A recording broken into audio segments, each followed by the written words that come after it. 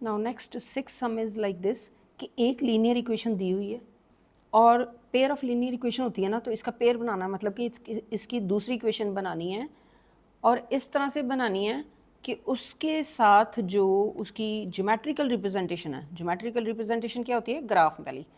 उसमें intersecting lines आएँ। ये दूसरी इक्वेशन दी नहीं हुई, वो हमने बनानी है। इसके लिए आपको वो फॉर्मूला आना चाहिए जिसका टेबल मैंने कल वाले सम्स में वीडियो में आपको बताया था,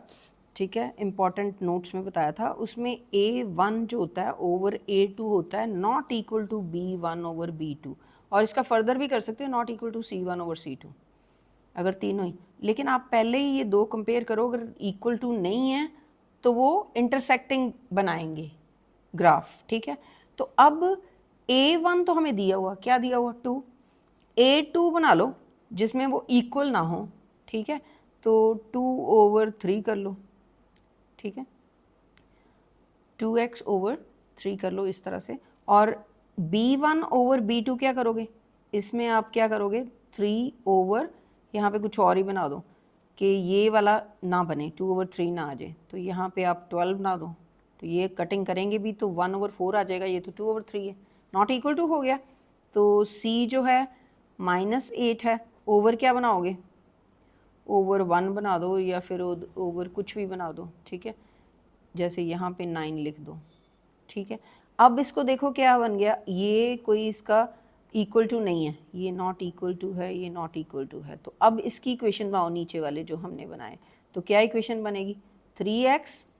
प्लस 12y, तो आगे प्लस, ये प्लस का है ना, प्लस 9 इज इक्वल टू 0, तो ये हमारे फिर दो चीज़ें आ जाएंगी जो पेयर बन जाएगा, 3x प्लस 12y